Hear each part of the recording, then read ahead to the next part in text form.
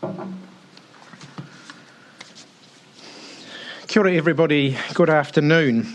We're now on day 5 of our nationwide COVID-19 Alert Level 4 lockdown. So I want to start today with a very big thank you to everybody who is staying at home, staying in their bubble and contributing to our nationwide effort to once again stop the virus in its tracks. Delta is here and it is trying to move fast. People who have been at locations of interest or contacts of positive cases are spread throughout New Zealand, so we are all in this together. But we've beaten COVID-19 before, and we can do it again if we all continue to play our part. Shortly, I'll ask the Director-General to run through the latest details of COVID-19 cases in the community, and then I'm going to talk a bit more about masks and record keeping and some decisions that the Cabinet has taken there. I will work through some more of the support government's putting in place for essential workers to help relief teachers and casual staff in schools, and of course on schooling itself under Alert Level 4. But first, to start with good news, as has become my tradition, I do want to note a couple of very significant milestones in our vaccination program. After a record day for the program on Friday, where 56,843 doses were delivered, yesterday we reached a new record for a weekend day with over 50,000 doses delivered yesterday.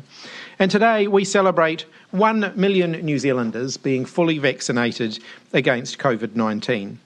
I want to say I'm incredibly impressed with the health workforce in New Zealand. They've stepped up right across the country, particularly in Auckland, doing testing, vaccination and supporting people through our hospitals.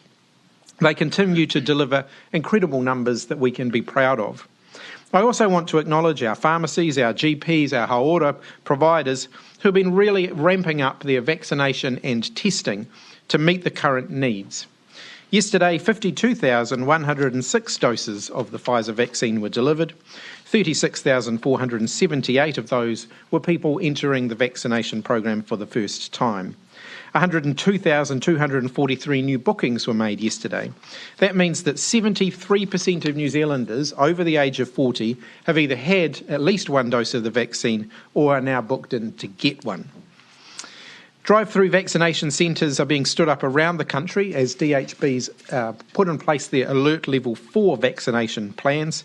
They're a very good way for people to be vaccinated quickly and safely.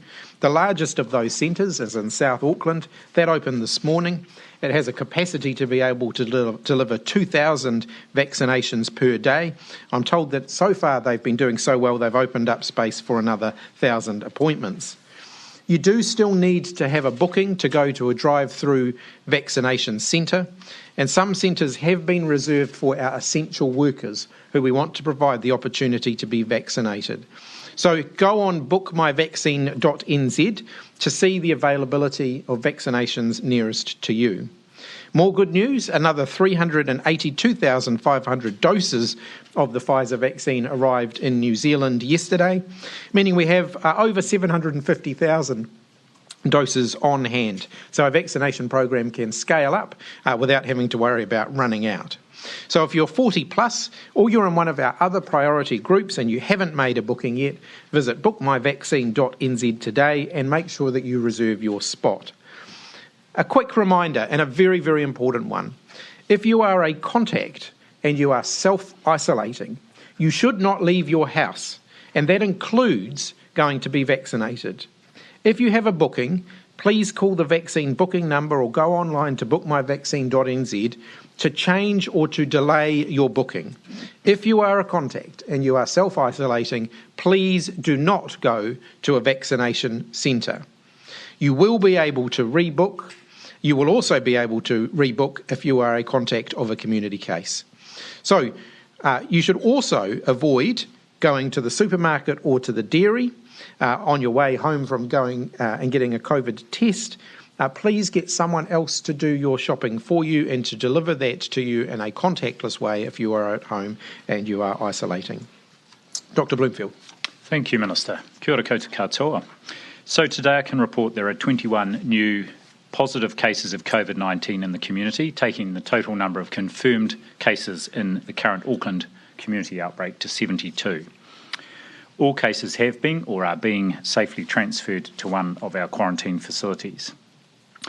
Of the 21 new cases, 20 are in Auckland, 1 is here in Wellington, and that Wellington case was actually first reported yesterday but has just been included in the national tally today, so there remain a total of 6 cases in Wellington.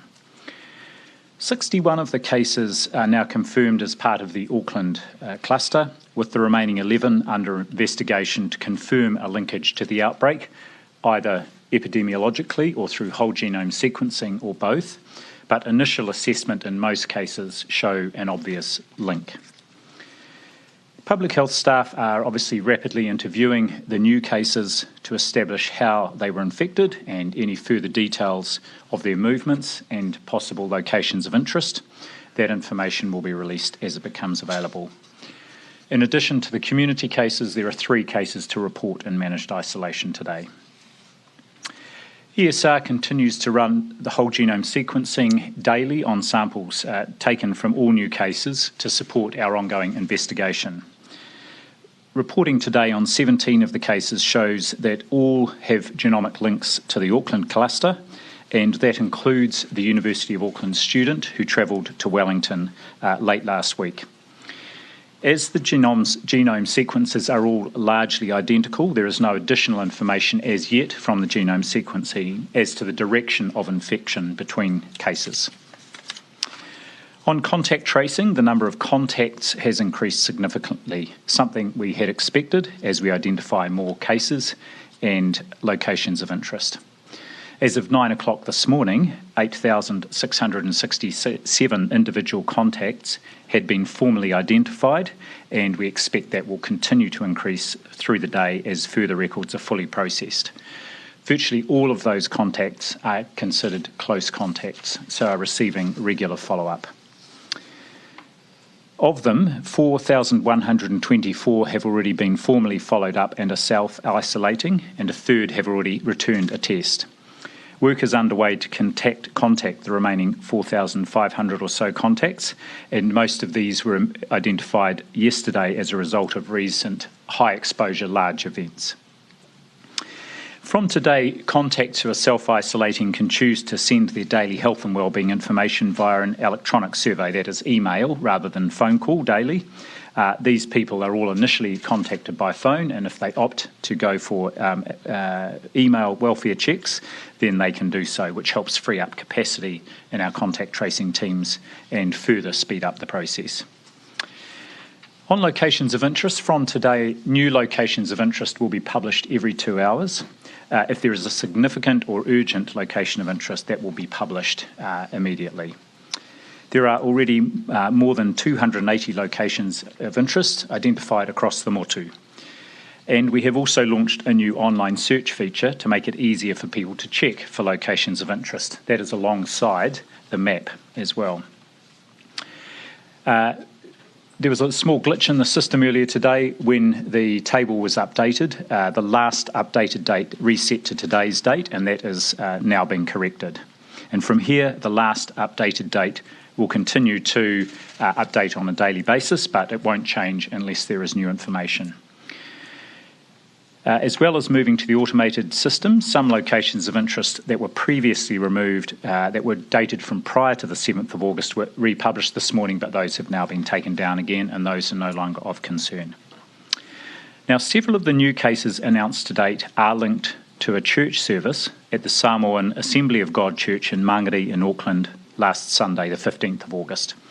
So anyone at this church between 9 a.m. and 3 p.m. last Sunday, the 15th of August, if you haven't already, you are asked to isolate for 14 days since that exposure on Sunday and be tested immediately or on days 5 and 12. The best thing to do is to call Healthline on 0800 358 5453 for advice on testing, and they have interpreters there if required for a range of languages. For all other New Zealanders, our advice, of course, remains the same. If you are symptomatic or have been at one of those locations of interest that newly emerges, please self-isolate in your bubble and call Healthline for advice on testing. On testing, I would like to just reiterate that advice. If you are not a contact or you're not symptomatic, then you don't need to be tested. The most important thing you can do to contribute to our overall response is to stay home. That's your best protection. Yesterday, 38,389 tests were processed across the country. So in the last week, more than 127,000 tests have been processed, equivalent to almost 3% of the New Zealand population. Clearly a huge effort, and helps to build the picture of the outbreak and give us increasing confidence about where the boundaries of it are. Testing centres in Auckland were busy again yesterday with more than 20,000 swabs taken across Tamaki Makaurau, around 9,000 in community testing centres and around 11,000 in general practice and urgent care clinics. I can only say thank you once again to all the staff there. There are 15 community centres across Auckland today, and an additional centre is being stood up at the Pukekohe Showgrounds, open from 2 to 6 p.m. today and 8:30 to 5 p.m. tomorrow. There's also continuing community testing in Coromandel, Thames and Hamilton, and there is a centre as well in Tokoroa, given the exposure there at a location of interest. All DHBs continue to provide good access to testing across the region, and there are good numbers of tests across the country. There is some unprecedented demand for testing, as you can see by those numbers, so there may be some delays in getting the results through. However, I can say that the labs are working through the backlog very quickly. For testing locations nationwide, visit the HealthPoint website. That's healthpoint.co.nz. On wastewater testing, ESR is now testing at 41 sites around the country. That covers 3.7 million New Zealanders. 13 of these sites are in Auckland, in Fora and Wellington, and further sites are also being added. There were detections reported in both Auckland and Wellington today. In Wellington, it was again a sample from Moa Point, which was taken yesterday. But samples from other sites in Wellington, at Porirua, Seaview and Karori, are all negative. Wastewater testing in Auckland was from samples taken on Friday, and these were positive in the eastern and western catchments of the city, but the most recent test for the North Shore, from both Rosedale and Albany, was negative for the first time this week. Test results from the latest sampling in Warkworth are expected in the next couple of days, and otherwise there have been no other positive detections in our wastewater testing right across the Motu. On PPE stocks, I would like to confirm we have excellent PPE stocks to respond and support this current outbreak response. These supplies are available to all providers, including primary care. We had been working very closely with primary care to make available fit testing for N95 masks, including providing fit testing machines out to primary care. Given that not all primary care providers had been able to do that, we are still making N95 masks available in this situation.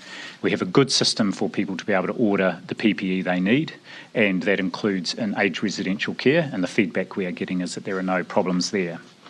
Our national PPE supply chain currently holds, in country, not en route or elsewhere, 18 million N95 masks, 285 million medical masks, 18 million isolation gowns, 1.6 million face shields, and 280 million nitrile gloves. There are also good volumes of hand sanitizer, disinfectant wipes, and other items that are used. Under Alert Level 4, all health providers can order the PPE they need as and when.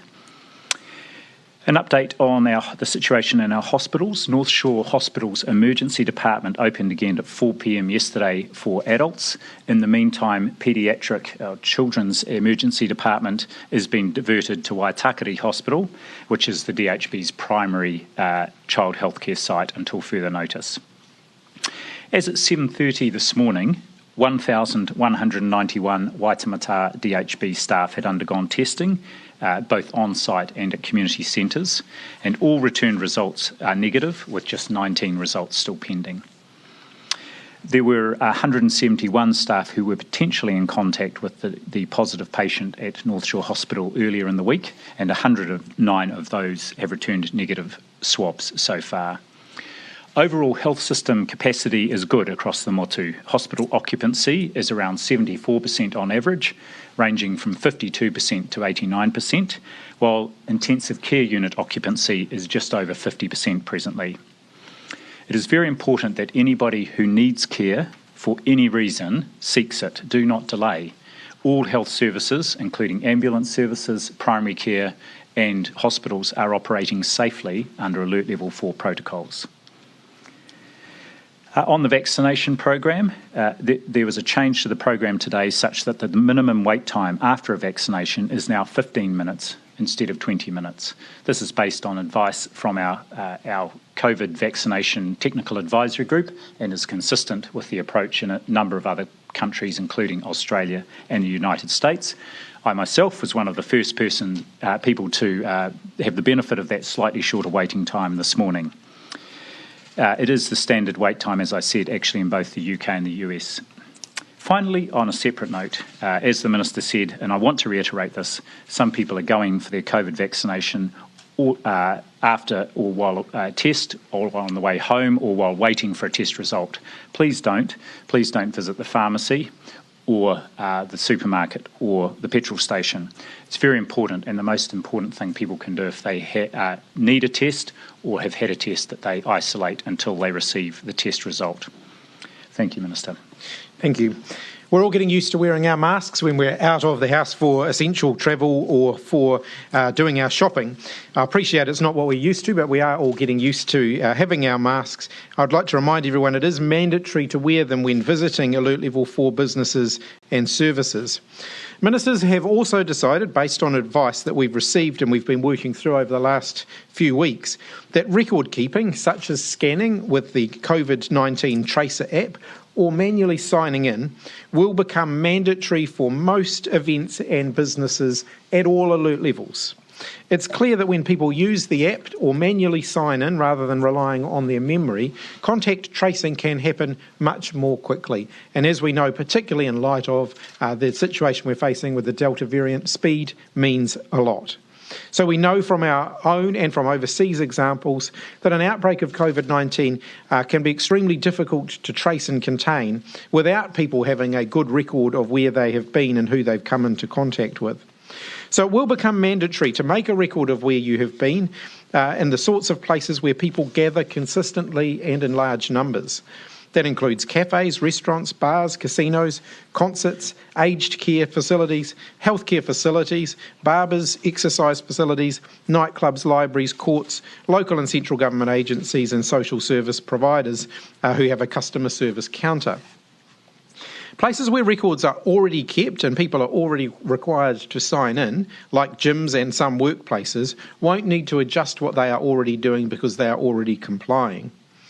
Mandatory record keeping is already required at social gatherings when visiting a marae, at a wedding, a funeral, a tangihana, or a faith-based service when we are at Alert Level 2. We're now making that a requirement at all alert levels. The obligation will be on the person responsible for the place or the gathering to ensure that people scan or sign in. This will become effective 7 days after any change in alert level settings that might allow more businesses to open or gatherings to go ahead, to give people time to get their systems in place. We want to ensure that businesses and those who might be organising a gathering event have the time to get this sorted. It is an additional responsibility that we're placing on them, but we ask them to do that as quickly as they possibly can. In terms of support for essential workers, people will recall that under Alert Level 4 last year we made sure that childcare arrangements were available for essential workers who did not have other arrangements that would allow them to go to work. The government's agreed to put that scheme back in place under Alert Level 4. That will support people such as emergency service workers, border workers and others who have to go to work at Alert Level 4 to provide quality care for their children. The Ministry of Education is working with 32 different providers across the country and they're being made available for parents to contact from today. Just like last time, these are all licensed services that usually provide home-based early childhood education, so all of the necessary safety checks are in place. Each carer involved in the scheme will be limited to providing care for only one family. So there is limited capacity, but that means that the bubbles will stay tight and we can ensure that this doesn't become a way for the virus to spread. Families that already have in-home childcare arrangements in place won't be eligible. Those arrangements can continue as long as the carer is only dealing with one family. The government has also agreed to put in place an emergency payment scheme for relief teachers and casual support staff, and that these people are not eligible for the wage subsidy. Further information on that will be released by the Ministry of Education. I know people are also keen to know what's happening with schooling and what preparations are underway in the event that some of our young people need to continue to learn from home. We are in the process of purchasing additional devices and making sure that we have additional hard packs of materials available to send out should we need those. We already have 36,000 devices out in schools and kura across the country, supporting year 9 to 13 students to learn from home, and we're supporting 40,000 households to stay connected to the internet where they wouldn't otherwise be able to. Online resources for teachers, parents and students are available on learningfromhome.govt.nz, and the Ki Te Ao Marama websites. They're available in both English and in Māori.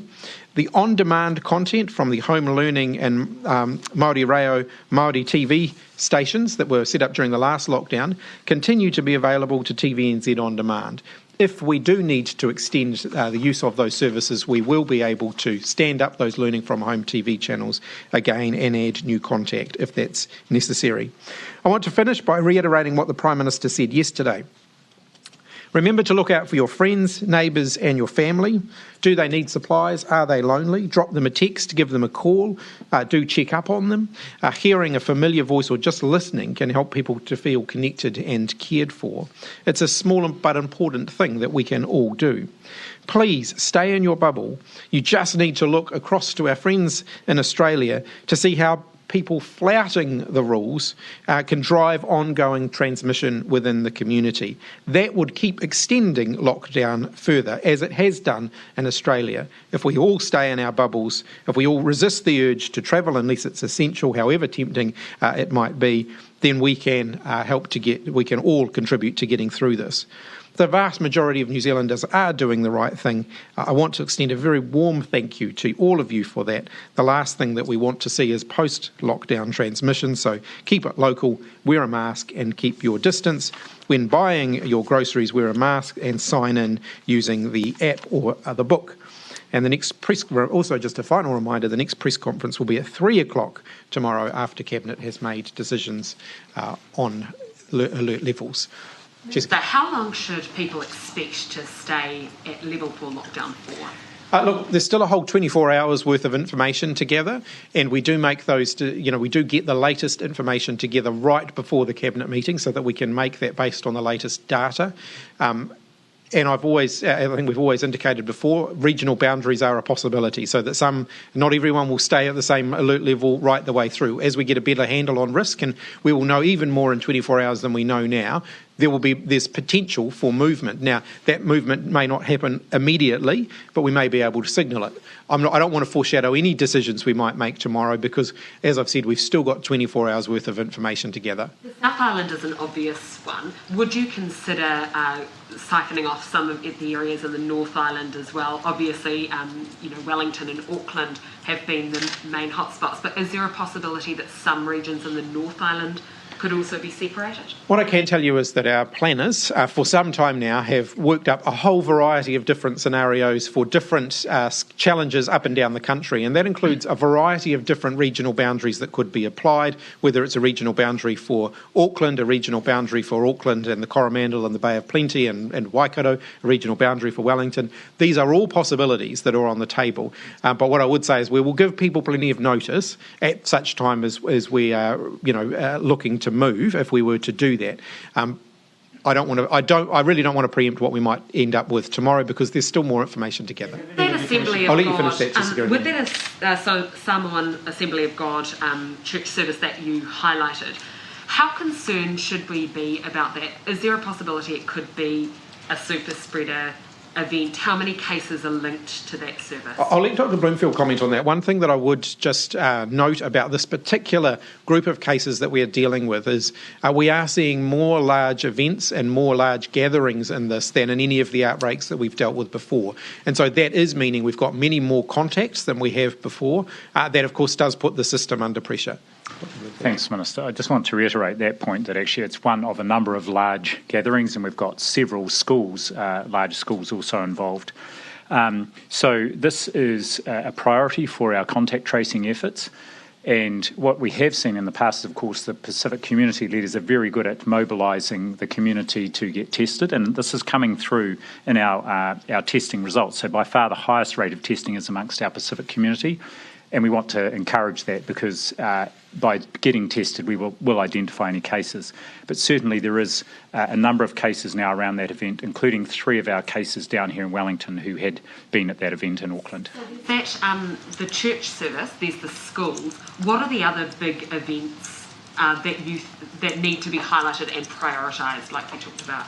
So a couple that come to mind. One is that our University of Auckland student who is now in Wellington had attended, was at a university hall and attended a common dining area, and also attended a large ball with others on the Saturday night. Those are certainly big events, but really any of these large places like the bars and so on are, of course, a high priority for contact tracing. We'll come to Melia and then Derek. Thank you. On the mandatory QR code scanning, did you have to expedite this decision because you were finding that so few people who you needed to contact weren't using the app? Unfortunately, it's actually the opposite. We were due to announce this last Wednesday. Of course, that was our first day of lockdown, so there was not much point in announcing it last Wednesday when everyone had to stay home anyway. But we're announcing it now so that people know that that's what they should expect when the lockdown is over, whenever that may be. But so we got figures back from the Ministry of Health last night that 32% of the outbreak, the contacts needed to be contacted from this outbreak were using that app. Is that good enough, and is this why you've had to... Look, you will have heard me say for some time I've been dissatisfied with the amount of QR code scanning that's been going on. We've been exploring how to best do this, and that's included consideration of the privacy aspects of that, also consideration of some of the rules around the Bluetooth framework that we are using and making sure we don't lose access to that. You'll note that we're talking about mandatory record keeping rather than mandatory use of the QR code system. We want people to be keeping a record. I would highly recommend to them the QR code system because it's a very fast, safe, easy, convenient way to keep a record of where you've been. And will there be any sort of more support for businesses who are now going to have to enforce this? Look, we want to give businesses a bit of time to adjust, and some of them will need a little bit of time after we come out of our alert level 4 to make any adjustments that they need. So we will give them a little bit of a grace period in order to do that. We do acknowledge that it is an extra impost on business, but a lot less than higher alert levels. So this is something we've been consulting and speaking widely with the business community, the hospitality sector. They are actually very supportive of this move because they can see the benefit of it in terms of reducing the probability of having to be closed for long periods of time. Derek. Sorry, can I just clarify, Dr. Bloomfield, just following on from GS, you said 3 of the cases in Wellington went to the church service on Sunday. Can you tell us how many of the cases in cluster in total are from that church service so far? No, I don't have the total number of that, and some of the new cases are still being interviewed that may or may not be associated with that. Service. How many people were at the service on Sunday? No, I don't. And do you also know if there are any cases you said you focused on the University of Auckland student, the common dining area and the large ball? Have there been any cases come from those venues? My understanding from the discussion this morning, amongst the 11 cases that are as yet not formally linked, a couple of those are University of Auckland students, so we'd anticipate that link there, but we'll update as soon as we've got more information on that. Does it seem that so far then of the 72 cases, most of them are from like household transmission rather than locations of interest transmission at this point? Well, as we saw even last August, they sort of are these clusters emerging, and one is around the Samoan Assembly of God. There's certainly one around, the initial cases were all clustered around a flat and acquaintances, partners, workmates around that. And this is what we do see. And again, as you're suggesting, like New South Wales, we are seeing quite high transmission inside households of this variant. Ben. No other locations at this stage to be concerned about as a potential sensor? Not specific locations of interest. Thank you. Can I ask you, in previous lockdowns we've had breakdowns on the health status of each person, as in how many might be hospitalised or requiring ICU level care. Do you have those figures, this proportion now? At the moment, my understanding is we still have 2 people in hospital. We've not had anyone who's required ICU level care. Actually, let me give you an update here.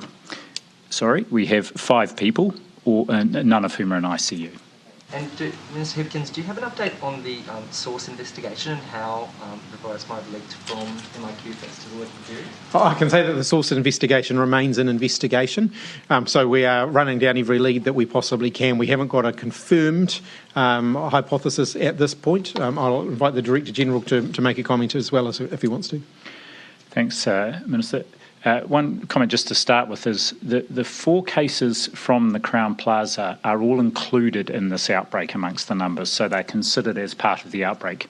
You remember we are focusing on the most likely source is the person who had come back from New South Wales and was in the Crown Plaza. We still haven't yet exposed exactly where that the virus may have got from that person into the community, but that person also, or there was infection also of 3 people in the neighbouring room. So those 4 people are considered part of the cluster. We continue to pursue every avenue quite vigorously to see where that transmission might have occurred.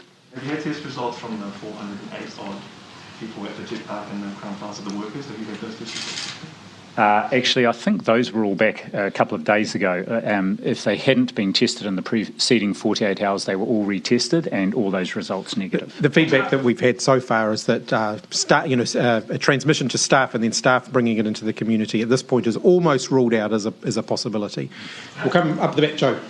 Just in terms of that investigation, Dr. Bloomfield, the 3 who contracted from their original case did use the walkway area on the 12th of August for about 16 minutes. I know there were no other returnees there, but what has the CCTV footage shown up in terms of that public walkway and right next to it that shares the same airspace?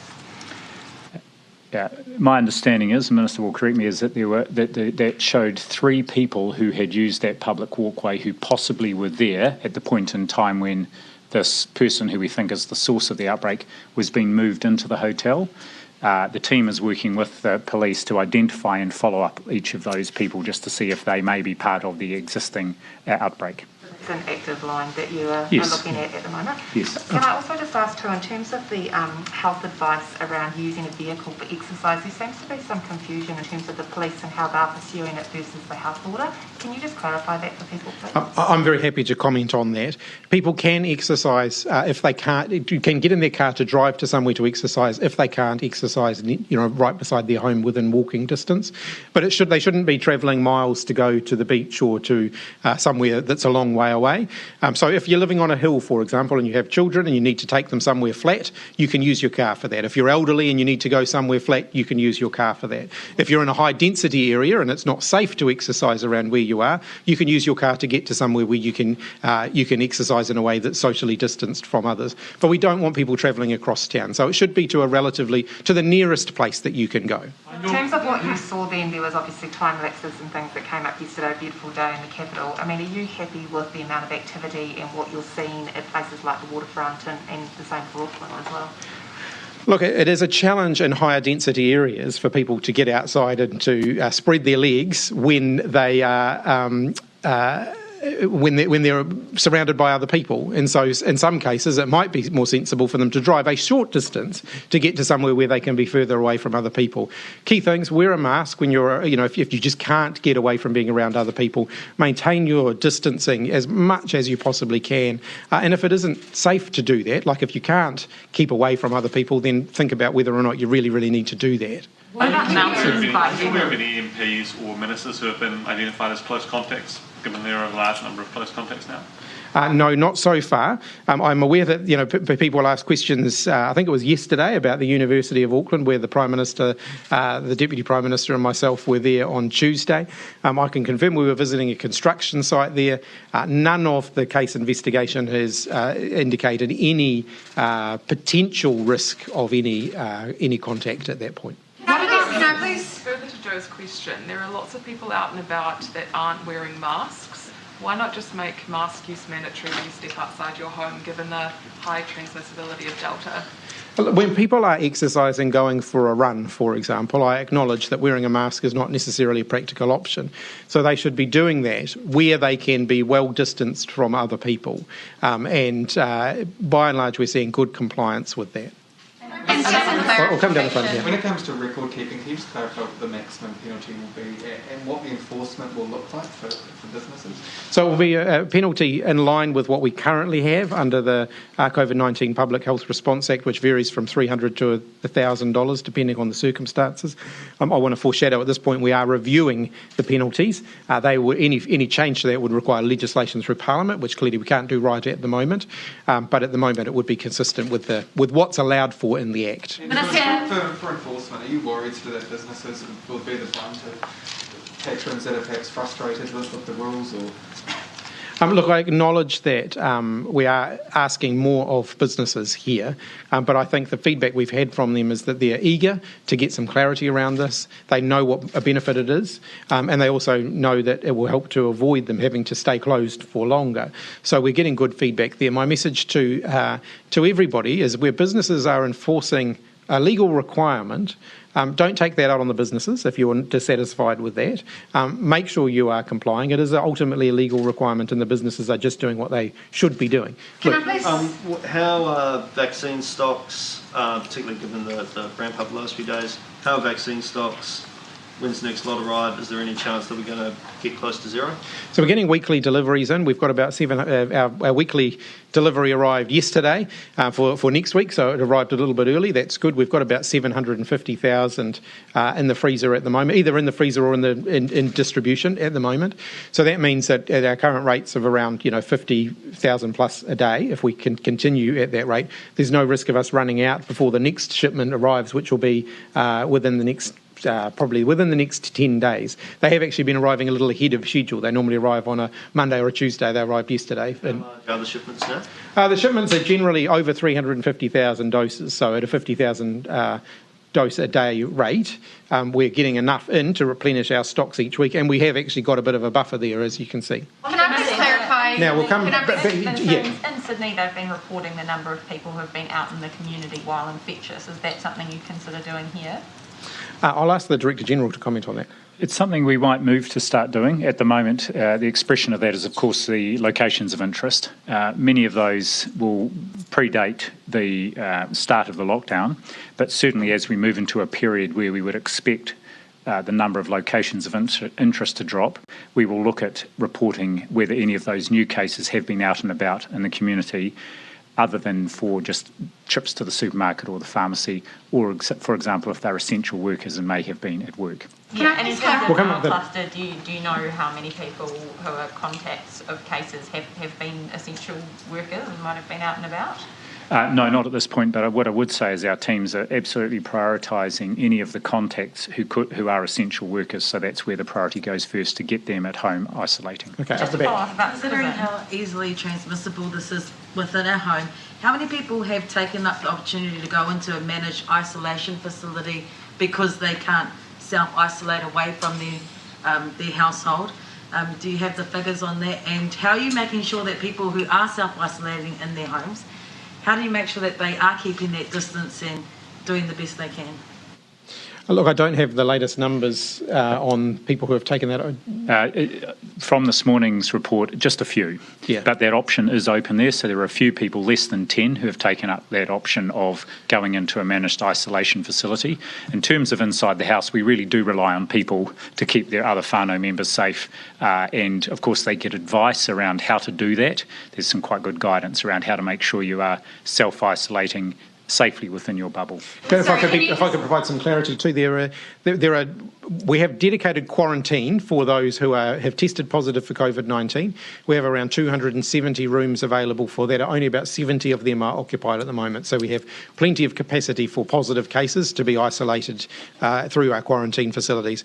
We've repurposed one of our MIQ facilities for domestic isolation purposes, so not people coming into the country, but people who need to isolate because they can't safely isolate at home.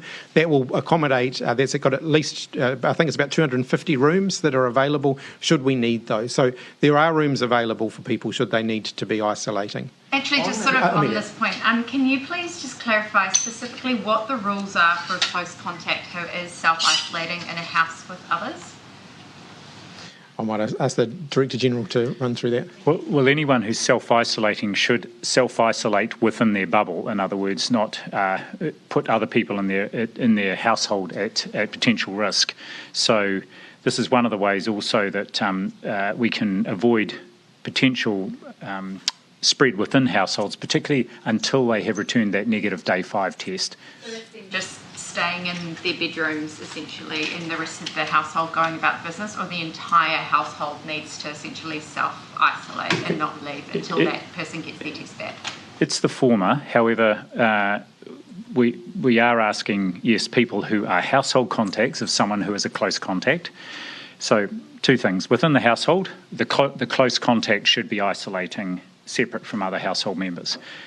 Those household members need to stay isolated, which means not going out to the supermarket or for a vaccination or to the pharmacy until the initial person has returned a day 5 negative test.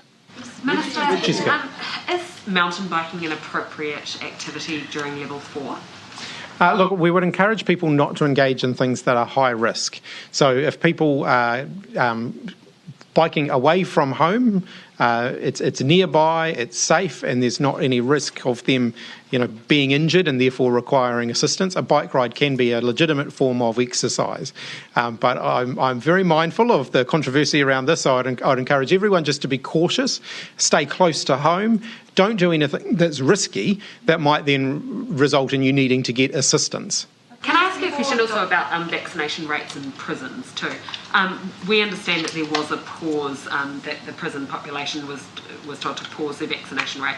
Is that appropriate given how close together prisons operate and could be quite a vulnerable area for us? Well, we're very mindful of the people who we have in custody and the potential for COVID-19 to spread significantly and quickly in those kind of settings. We've seen that elsewhere around the world.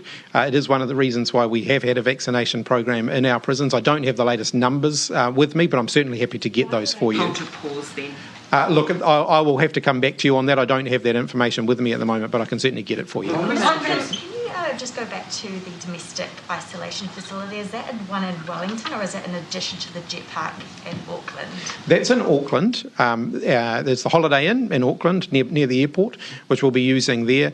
Our facilities in Wellington and Christchurch also have capacity as well.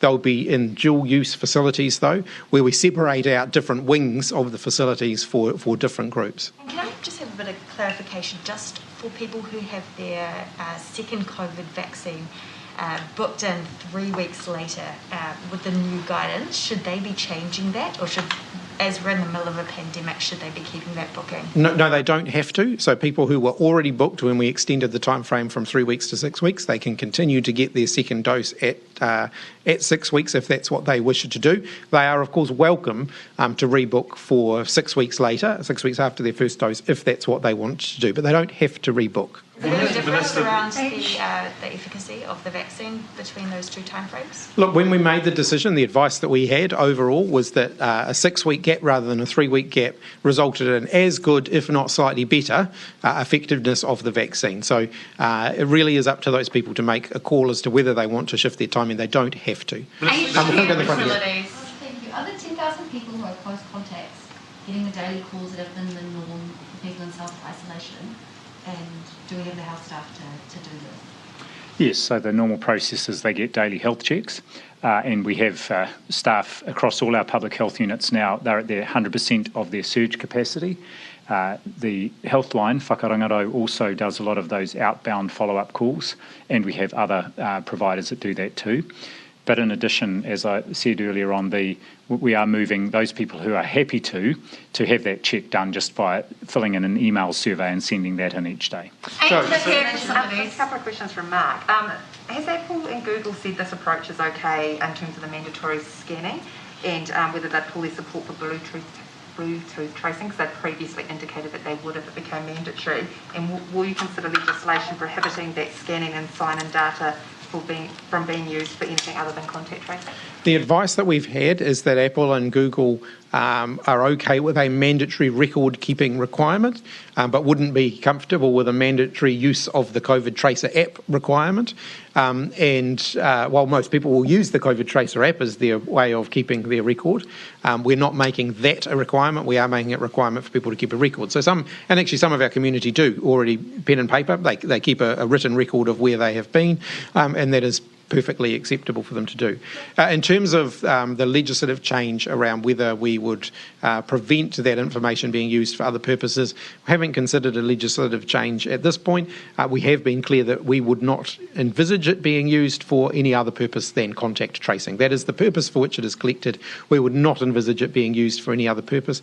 Similarly, when we collect information for testing and for vaccines, we do not use that for any other law enforcement purposes. We use it only for the purpose that we collect it for. This is really important because where we have people, for example, if they're an overstayer, we need them to come forward and be tested, and we don't want them to not come forward and be tested if they think that it might mean that they'll be in trouble with immigration.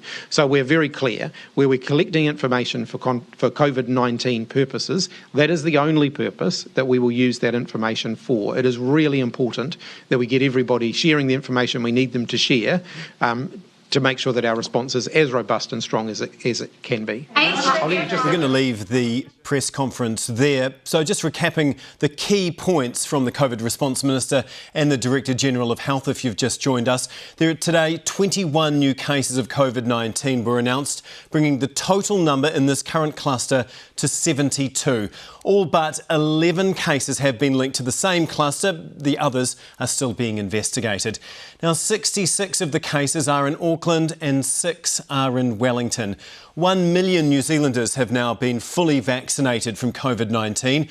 127,000 New Zealanders were tested for COVID-19 in just the past week. That is 3% of the population.